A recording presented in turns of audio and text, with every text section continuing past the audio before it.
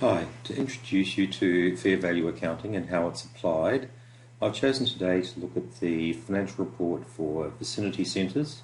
It's a real estate investment trust and its assets are mainly investment properties which are accounted for in accordance with IAS 40, AASB 140. You can see the impact of, or the operations of real estate investment trusts and the impact of fair value accounting quite clearly in the balance sheet. And if we look at the balance sheet of Vicinity here, we'll see that they in 2019 had investment properties with a value of $15.3 billion, and this was reduced to $13.8 billion in 2020. The feature of these real estate investment trusts these days is that they tend to have relatively little leverage, and you can see that that was funded by $11.5 billion worth of equity and relatively little liabilities. A further feature of real estate investment trusts is that because they have their assets valued at fair value, then the book value of equity and the market value of equity, they tend to converge, tend to be the same. And that's a good way of getting an idea as to what the market thinks the assets are worth, as opposed to just what the firm thinks they're worth. The application of AASB 140 can also be seen in the income statement, where we see that we recognise rental revenue in the income statement. But a feature of fair value accounting is that it requires you to revalue the fair value, the assets to fair value every period, and the increment or decrement is recognised in the statement of profit or loss. This is what distinguishes fair value accounting from historic cost accounting, or historic cost accounting with revaluation. With revaluation, the increments go to other comprehensive income. So the distinguishing feature here is that with fair value accounting, the increments and decrements, they both go to the statement of profit or loss. What we can see here is that Vicinity has provided a breakdown of the shopping centres that they own. There are 58 of them in total, and probably one of the most significant of these is the Chatswood Chase shopping centre on the North Shore of Sydney. And you can see that also sitting in their property portfolio is they have owned freehold, but they also have some investment property leaseholds as well. And we'll talk about that in the future when we talk about leases. They provide a reconciliation of how the investment properties have changed during the period. Quite obviously there's an opening balance, you have some acquisitions, you maybe have some disposals, but perhaps most significant you can see there is the reduction in the value of the investment properties in 2020 by the amount of the decline in the fair value of that property, $1.7 billion. So if we think about the financial statements for Vicinity, or how that are recognised the change in the value of their own properties, it would quite simply have been debit loss on investment properties, straight to the P&L, $1.7 billion, and credit to the investment properties, $1.7 billion. So the application of fair value accounting is relatively simple in this context.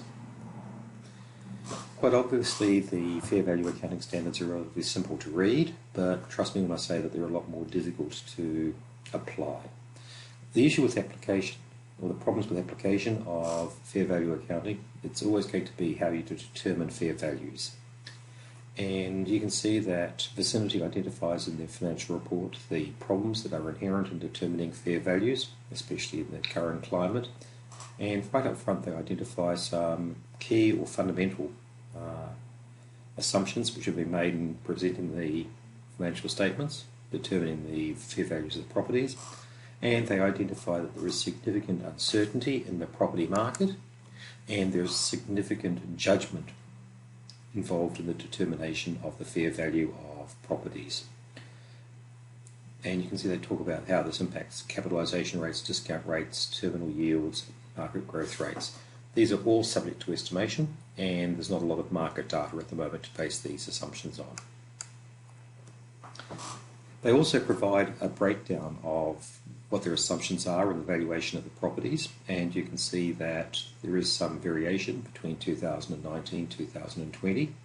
So if we just pick on two of them at the moment, what you can see there in terms of the capitalisation rate, we've assumed that it's as a result of the current changes or consequences, the capitalisation rate has gone up from 5.32% to 5.48%.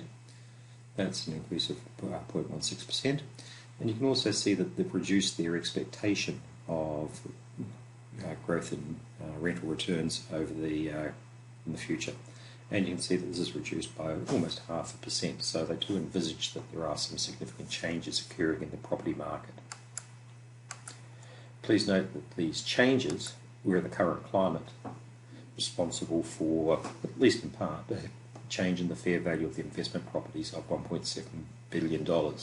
So even relatively small changes can cause quite significant changes in the fair value of the property.